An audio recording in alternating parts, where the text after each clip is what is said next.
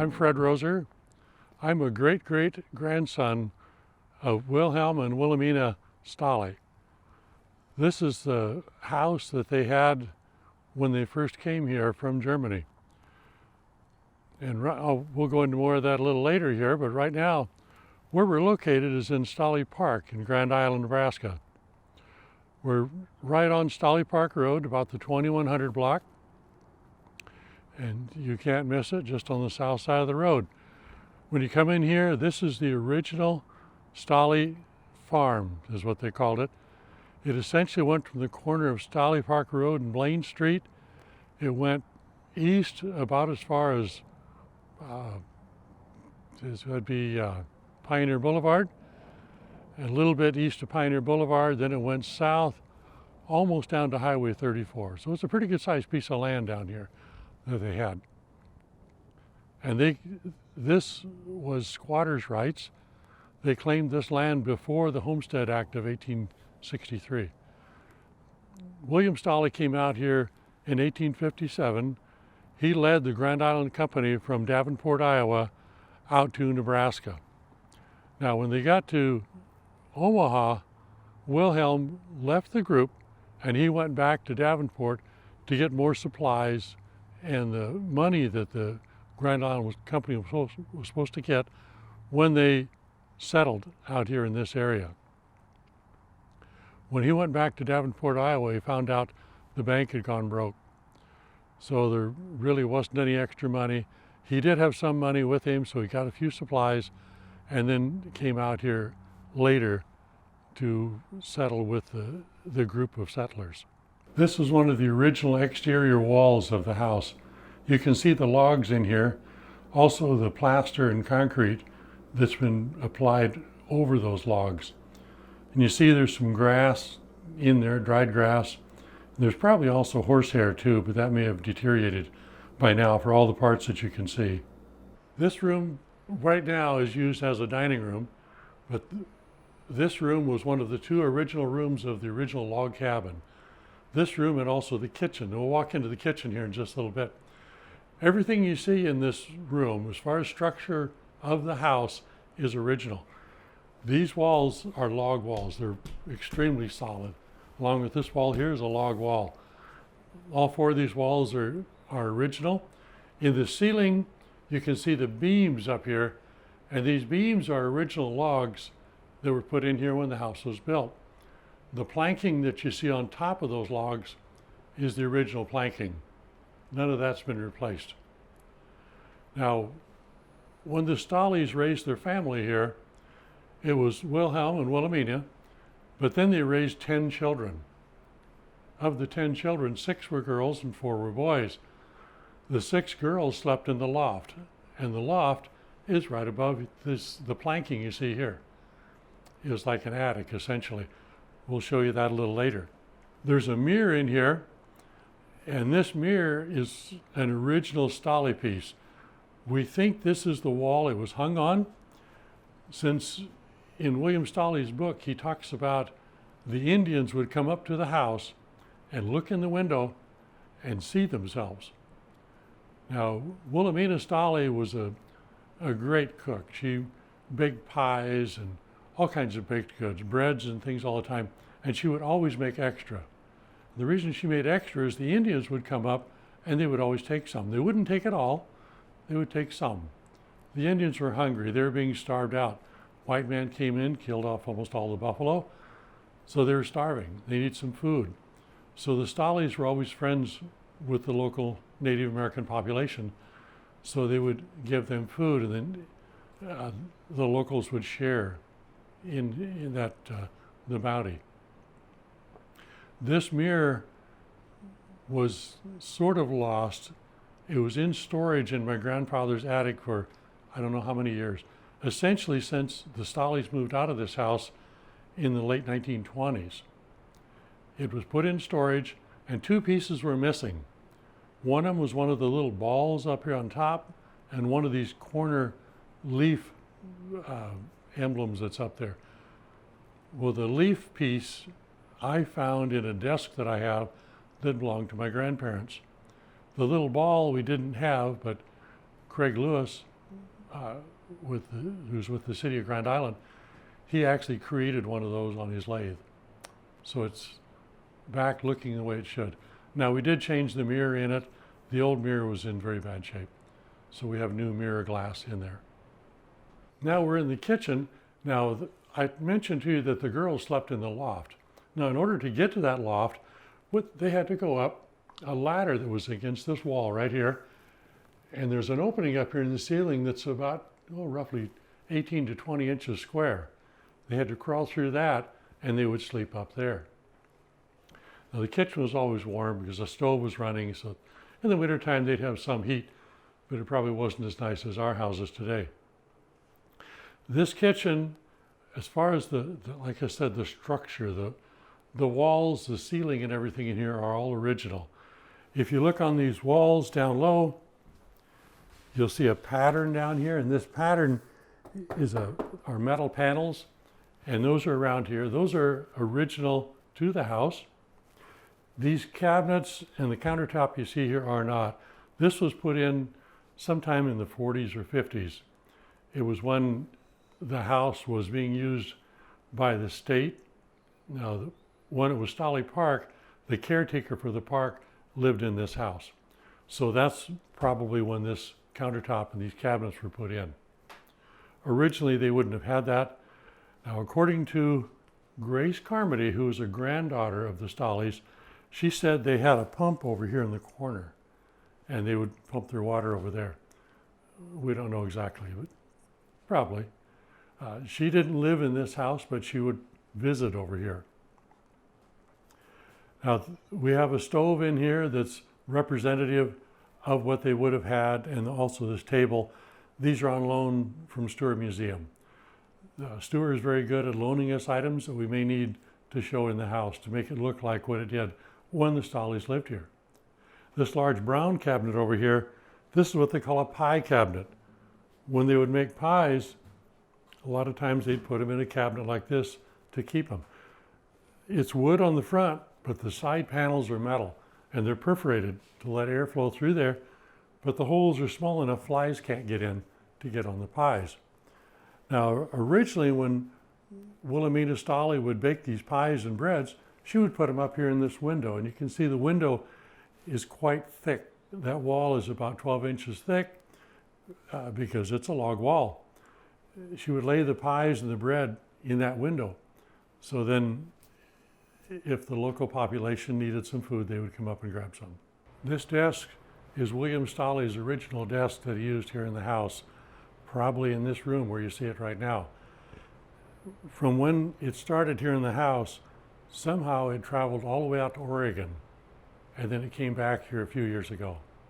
One of the grandchildren brought it back. Okay, we're now in the parlor, or the living room as we'd call it today. This is the new part of the house. The original part that we were in, the log cabin, was actually built in 1859. The Stolleys then raised 10 children, but this part of the house wasn't completed until 1895. So the last child they had was Olga, who was born in 1882. Now, over here on this picture, we can see the house before the two-story addition. If you look very close, you'll see there's two windows here, and these two windows are now the doorways that go into the old what we call the dining room today. Those windows were cut out and made into the doorways. You'll see there's some people over here by the original front door of the house. There's two girls up here on a horse, and way back here's a whole bunch of more people that are about impossible to see. There's 17 people in that picture if you look extremely close. This is the house in 1883. This picture's dated on the back. This picture also was taken in 1883. This is Wilhelm Stolley's apiary. An apiary is a place where you keep bees. These are all beehives. It's a double-decker bee house, essentially. All the hives are in there. Wilhelm Stolley was a naturalist, and he liked to plant a lot of trees. He raised bees. He raised a lot of vegetable crops, and they had animals also, but not too many of the animals right around here. In the beginning they did, but he had those other places. down closer to the river later on. Over here on this picture, you can see the family. Wilhelm and Wilhelmina are right here in front. Now, he went by Wilhelm in Germany, but after he came over here, his name essentially became William. So I'll interchange those a lot of times, say William or Wilhelm. I try to say Wilhelm because they had a son, William, who's right over here. Now, of these children, Frederick was the firstborn, and Frederick was born in Davenport, Iowa. The second child was Anna up here, and she was also born in Davenport, Iowa. Now, Frederick over here was born in 1857. William and Wilhelmina were married in 1856. 1857, they had their first child, which was Frederick. They had another child, Anna, who was born 2 years later. Wilhelmina didn't come out here until after that child was born. So she didn't come out until after 1859, essentially when this two-room cabin was built. A replica of the one-room log cabin that William Stolley had in 1857 when they came out here is over here towards the west of the house. But from this picture right here, you can see there's 9 children. They lost one child in 1882. So this picture was taken sometime after that. This young girl right here in the front is Olga. Olga was born in 1882. So this picture we think was probably done 1883, 1884, somewhere in that era. This lady right up here is Minna. Minna is my great-grandmother. She married Oscar Roeser, who also came from Germany, and they had a family here in town, had 3 children. One of the children was Emil, who's my grandfather. And Emil married Frieda Helt, and they had 3 children, and Herbert is one of those, who's my father. That's how I'm connected. Now I have another picture here. This picture shows the homestead. You can see the house back here in the back, and here's the schoolhouse off to the side. The school was built in about 1869, and it was the first public schoolhouse in Hall County. Now, if you look at this picture, you look towards the back, you'll see other buildings, kind of like what you saw in this first picture over here. But the main thing I want you to see is this very large barn. And this was just to the south of the house, out here in a field south of the house, which now is where the zoo used to be years ago. And it's just to the east of Kids Kingdom. There's another building over here, and this building you see here to the far south is Fort Independence. Fort Independence was built to protect the local population, the Stolley family and other families that lived in this area, to protect them from the Indians. There was a lot of problems with the Indians starting in about 1862. And we think this cabin was, or the Fort Independence was built about 1864 to protect the Stolley and the neighbors around here from the Indians, because they heard that the local Indians were coming up in mass, and they were going to take over all these communities, or taking the land, and they were going to overtake Fort Kearny. So to protect themselves from that supposed attack, they had Fort Independence. Also, the OK store was fortified into Fort OK. And if you notice the cannon that's down at the courthouse, that cannon was at Fort OK.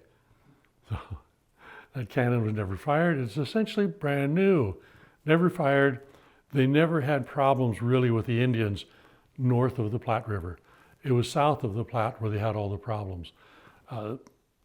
The massacre with the Smith-Anderson massacre by Wood River, that's essentially south of the Platte River.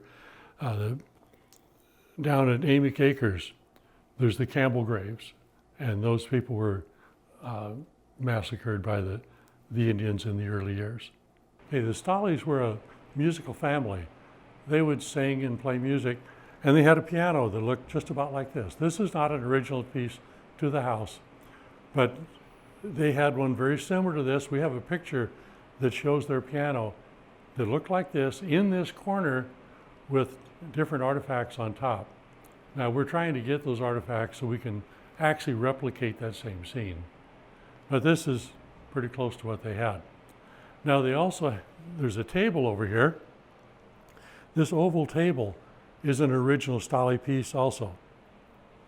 And it used to set in the bay window, is what we've been told. It looks pretty small in the bay window, but maybe it did sit there. We've had it over here in this window for a while. Okay, and this bay window here is where that oval table usually sat.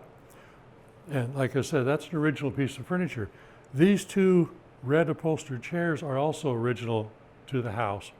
They were in storage all the time when it was part of the state park.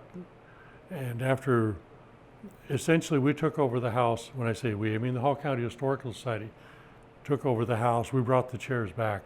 We had them reupholstered so they look nice in here. Here's a Victrola that was in the house at the time, in the, I should say, the later years. It then went to some of the descendants, and it came back to the house too, about the same time that William Stolley's desk came back to the house. This Victrola does work.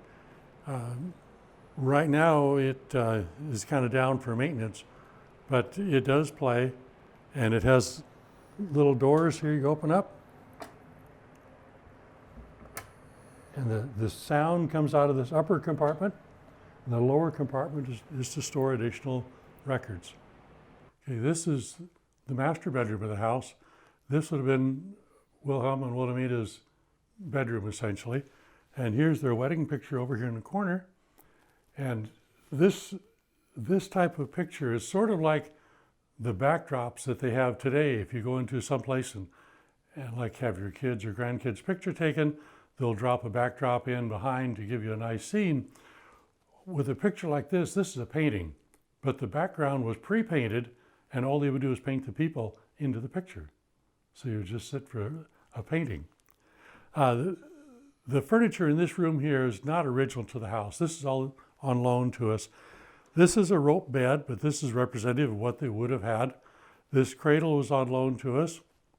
We have a sewing machine over here, a dressing table, and the lamp over here in the corner, this is actually what they call a piano lamp.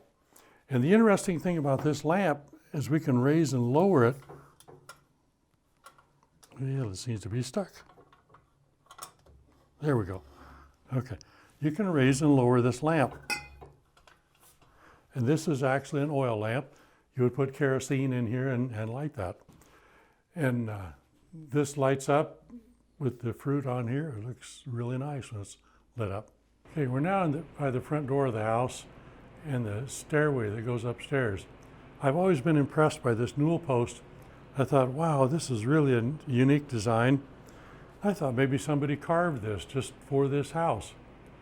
Until I was up to Spearfish, South Dakota one time, and we had a tour of the Spearfish fish hatchery and the caretaker's house up there. And in that house, there's a newel post that looks identical to this. So since they're identical, we're thinking possibly this probably came from the Sears catalog. So, and even the banister, identical, the exact same stuff. So now we'll go upstairs. Okay, this is the loft. This is where the girls would have slept. Now they would have had blankets up here, but probably some blankets, some hides. They would have maybe had some furniture up here. We really don't know. We have a few items set up here. There's a spinning wheel, a chair, and there's a lamp. Christmas trees being stored over there. Now this floor you see in here now, we did install this floor above the planking you saw downstairs when you looked up. But they would have actually slept on that planking with a little bit of bedding. We've put in 4 inches of insulation so our heating bills aren't so high. And it's still cold. It's still cold, yes. Okay, upstairs in the house, there's actually 3 bedrooms. Now there are actually 2 bedrooms left. This opening you see in this wall right here now wasn't here originally. The camera's in one room, I'm in a different room. There were two separate bedrooms, but when it was Stolley State Park, they opened up this wall and put a bathroom into the room where I am right now. They put it over here by the door and had it walled off so that this was a two-room bedroom up here, along with the bedroom downstairs, and there's one over here across the hall.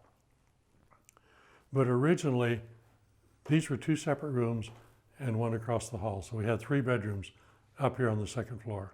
One quite unique thing for this house for its period of time is that every bedroom has a closet in this house. Okay, now I'm on the second story above the front porch of the house. This is a really neat place where they could have come out here, sat out here and looked out over their fields, watched the kids play in the yard and stuff. And it's just a neat place. We don't let anybody come out here. It really isn't very safe.